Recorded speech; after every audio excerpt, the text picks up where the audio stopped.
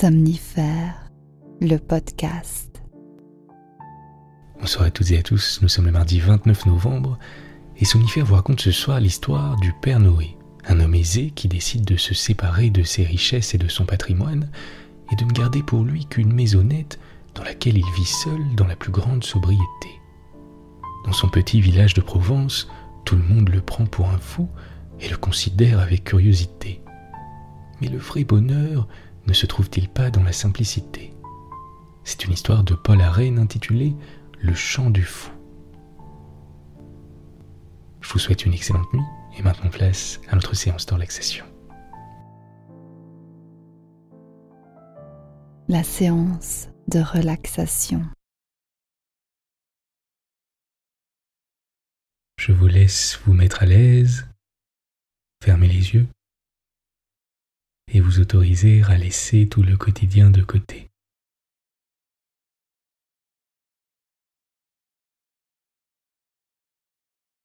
Dans un premier temps, prenez un instant pour être simplement présent et pour vous laisser bercer par les mouvements de votre ventre.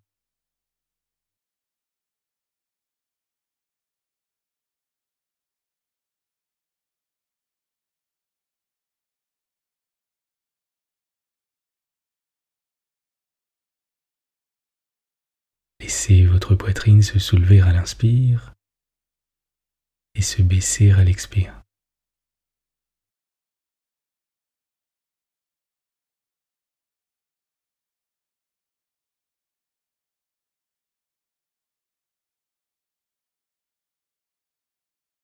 Prenez maintenant un instant pour détendre complètement vos pieds et vos chevilles.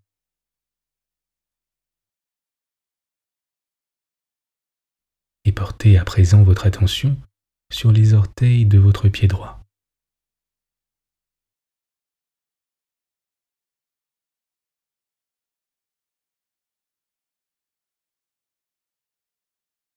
Imaginez des mains s'y poser et les masser un par un. D'abord le gros orteil,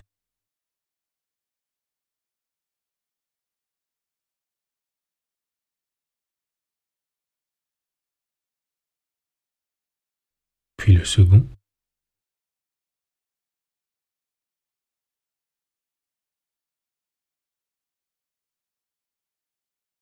puis le troisième,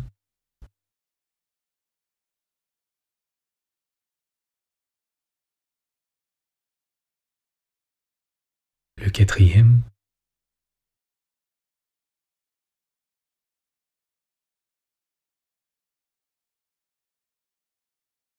et enfin le petit orteil.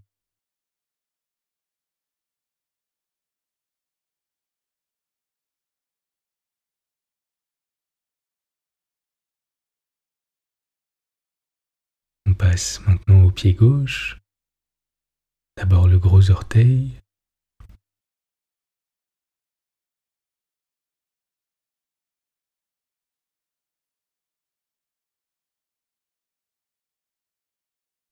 puis le second,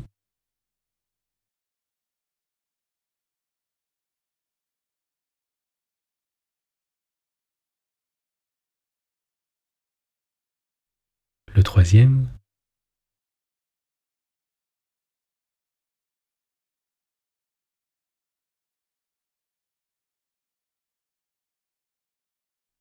le quatrième,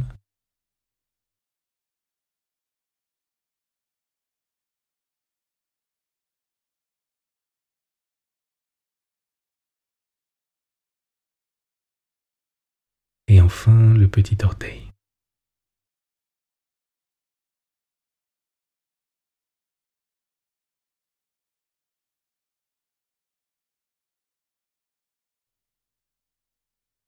Ces mains commencent à présent à vous masser la plante des pieds.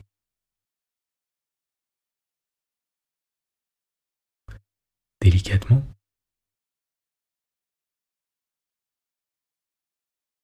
avec douceur.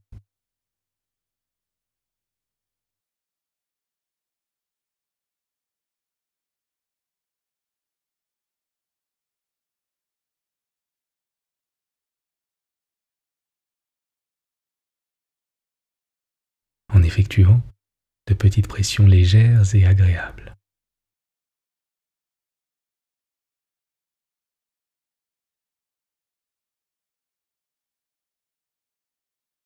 De haut en bas,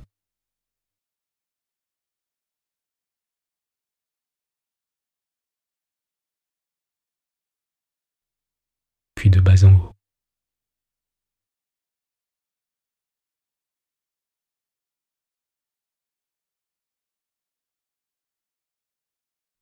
En effectuant de petits cercles. Vous pouvez, si vous le souhaitez, laisser les mains remonter lentement vers vos chevilles.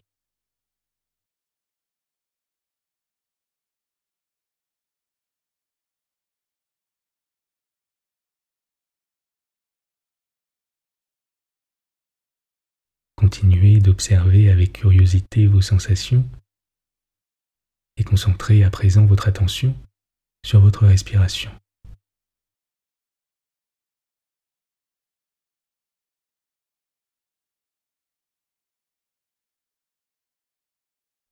Sur la température de l'air, plus frais à l'inspire et plus chaud à l'expire.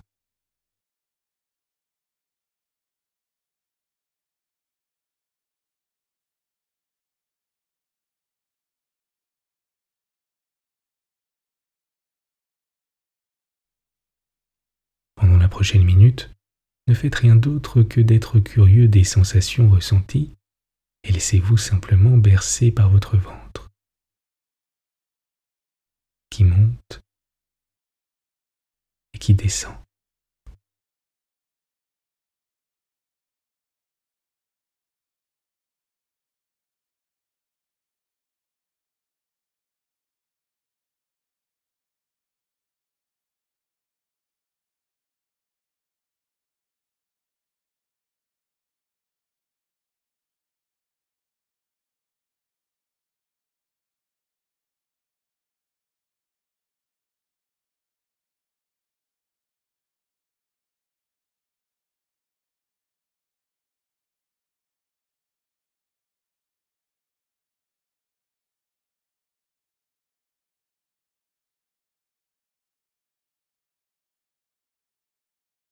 Imaginez qu'à chaque expire, les tensions continuent de s'évacuer un peu plus.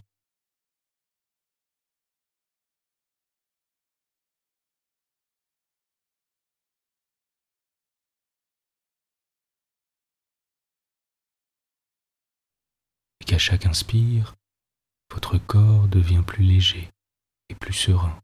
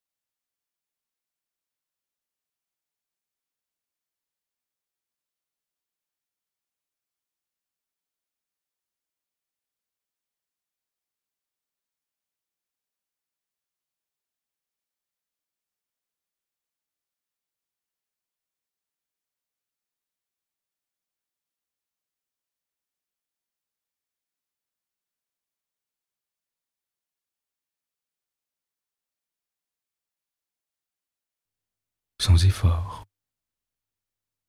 sans attente.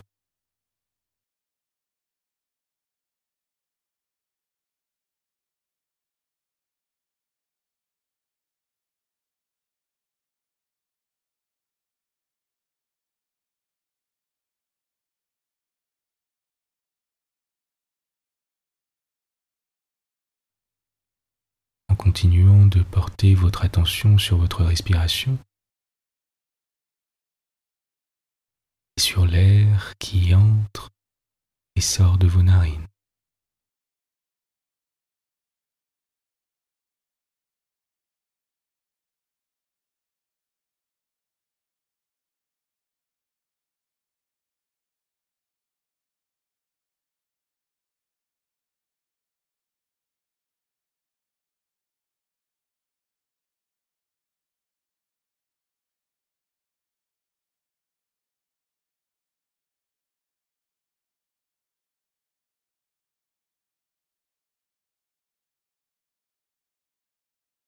Vous êtes calme et détendu.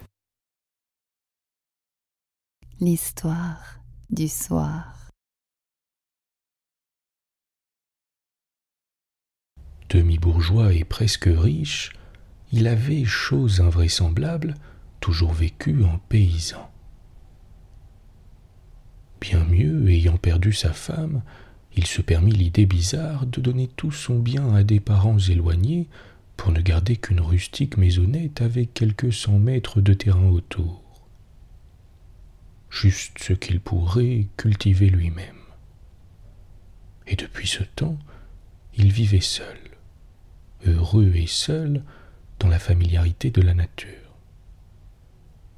C'est pour cela que les gens du pays le croyaient fou. Rien de joli d'ailleurs, comme le petit domaine qu'il s'était arrangé au Clos Saint-Laz.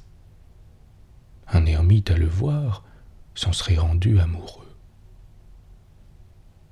Ce que j'appelais tout à l'heure maisonnette, faute de trouver le terme exact, n'était en réalité qu'un creux de rocher que fermait un mur percé d'une fenêtre et d'une porte. Mais le mur était si blanc, un si beau rosier enguirlandait la fenêtre, et de si vigoureuses broussailles faisaient corniche à la place du toit, que cette logette valait un château. À 2 pas, une source claire jaillissait. Quelques oliviers, un carré de blé, un cordon de vigne assuraient amplement la subsistance du propriétaire. Mais sur ce sol montueux, tout hérissé d'énormes pierres qu'il aurait fallu attaquer à la mine, bien des coins demeuraient incultes. Le bonhomme les mettait à profit pour y planter toutes sortes de fleurs curieuses et rares qu'il allait chercher dans la montagne. Seulement, n'étant pas ingrat et voulant rendre à la montagne un peu de ce qu'il lui prenait, il y semait des fleurs de jardin aux endroits les plus solitaires. Quand je le connus, du plus loin que je me souvienne, c'était un homme très vieux, tout blanc, et si affaibli par le grand âge qu'il était obligé la plupart du temps de laisser les 3/4 de son bien en friche. Il avait des idées étranges là-dessus, prétendant que tout homme ne doit demander que sa part à la terre. Il lui arrivait rarement de rentrer toute sa vendange. Son plaisir était de laisser les plus belles grappes sur le cep.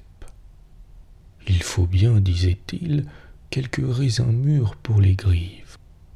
Mais les grives n'étaient pas seules à picorer dans sa vigne. La vigne à personne, comme nous disions entre galopins. Et la plus grosse part nous revenait de ces muscats amollis et cuits, si doux que le sucre brûlait la langue. Le père Noé aimait les petits et nous tolérait volontiers. Par exemple, chez lui, défense absolue de toucher au nid et de faire du mal à quoi que ce fût.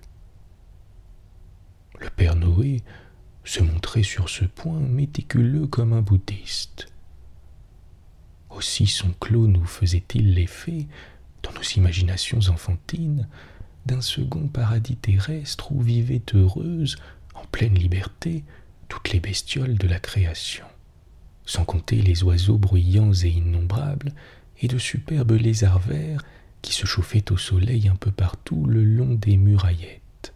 Des lapins ignorants du coup de fusil venaient effrontément galoper et cabrioler à la barbe de leur protecteur, car il y avait vraiment de tout dans ce bienheureux Clos Saint-Laz. De tout, même un vieux chêne crevassé où logeait un essaim d'abeilles. Le père Noé, qui semblait savoir parler aux bêtes, sans les tuer ni les mettre en fuite, leur prenait à chaque printemps quelques rayons de miel. Du miel sauvage, du miel d'ours dont il nous faisait des tartines. Et nous étions fiers, pensez donc, de manger ainsi du miel d'ours. Un après-midi, comme il était en train de faire la moisson de son blé, le père Noé fut pris d'un malaise. Il appela un voisin qui dut l'aider à regagner la maisonnette, car ses jambes ne le portaient plus. On rentra les gerbes coupées, mais il fallut laisser sur pied ce qui restait. Puisque je n'ai pas pu couper mon blé moi-même, c'est un signe que je n'aurai plus besoin de tant de pain, disait-il. On lui fit remarquer qu'il y avait sacrilège à laisser périr le bon grain. Attendez l'hiver, attendez, les oiseaux me donneront raison, disait-il. Et comme le Père Noé passait pour un peu sorcier, tout le monde augura qu'il sentait sa faim, qu'il mourrait bientôt et que la saison serait mauvaise. En effet, cette année-là, décembre s'annonça terrible. Les montagnes d'abord apparurent ourlées de neige à leur crête. Puis la neige gagna les plaines, et le vent des Alpes soufflant, des flocons se mirent à tomber lents et drus. Au bout de 2 jours, quand le temps s'éclaircit, toute la campagne à perte de vue était blanche. Les fossés étaient comblés, les haies recouvertes, et sans les lignes de grands noyers, on n'aurait pas pu reconnaître les routes. Et un froid dur avec cela, si dur que les rochers mouillés se recouvraient partout d'une croûte de givre. Un matin, ma grand-mère, qui était prieuresse des pénitents bleus, prit sa chaufferette et sa mante. « Où allez-vous, grand-mère ? » ?»« Gardez jusqu'à ce soir le Père Noé qui est au plus mal, et lui porter une bouteille de vin cuit. » Malgré le froid, malgré la neige, comme le soleil s'annonçait beau, elle consentit à m'emmener. « Et dites-moi, grand-mère, l'hiver, comment font les oiseaux pour vivre ? » ?»« Un peu comme ils peuvent, mon mignot. Ceux qui ont de bonnes ailes s'en vont dans des pays où l'on a toujours chaud, par-delà la mer, en Afrique. Les autres, oui, les autres, ceux qui n'ont pas de bonnes ailes, eh bien, les autres mangent ce qu'ils trouvent, les baies des buissons, les épis oubliés aux champs. Mais quand la neige cache les buissons et recouvre les champs, alors que veux-tu ? Ils ont faim et ils meurent. Je me rappelais précisément avoir vu le matin même un moineau mort près de la fontaine. Et comme aucun oiseau ne se montrait le long de la route, je fus pris d'une vague tristesse, m'imaginant qu'en effet tous étaient morts. Mais à Saint-Laz, quelle surprise! Sitôt la barrière dépassée, au-dessus du champ de méteilles, avec des cris, des froufrous d'ailes, un nuage noir s'éleva. C'étaient des milliers d'oisillons qui, effrayés par notre vue, se postèrent en observation à la cime des arbres. Puis l'un d'entre eux se hasarda à revenir, un second l'imita, d'autres suivirent. Et bientôt toute la bande s'abattit de nouveau sur les épis noircis et les tiges brouillées du morceau de moisson que le Père Noé avait voulu laisser debout. Ah, les braves petits oiseaux! C'était affaire à eux de secouer la neige qui tenait les chaumes courbés. De tous les coins de l'horizon, friquets, pinsons, chardonnerets venaient pour avoir leur part de l'aubaine. Et se réchauffant à un rayon de soleil que laissait entrer la porte ouverte, le Père Noé de sa cabane contemplait cela en souriant. En voici encore. Mais d'où viennent-ils en si grand nombre, monsieur Noé ? Figure-toi, petit, que l'autre jour, j'avais donné commission à un merle d'aller publier par toute la contrée que la table était mise ici, chez un vieux fou qui va partir et qui a du blé. La commission, paraît-il, a été bien faite.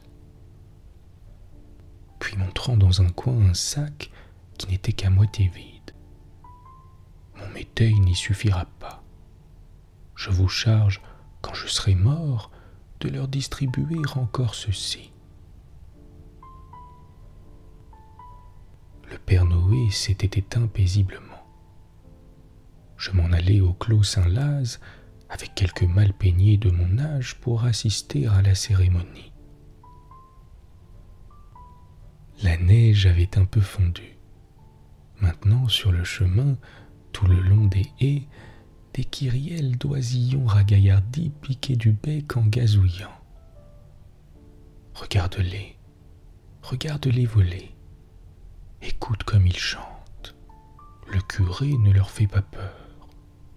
Et nous restâmes persuadés, avec raison peut-être, que c'étaient les oiseaux du clos Saint-Laz, les oiseaux mangeurs de méteilles qui suivaient ainsi le convoi, accompagnant pieusement leur ami jusqu'au cimetière.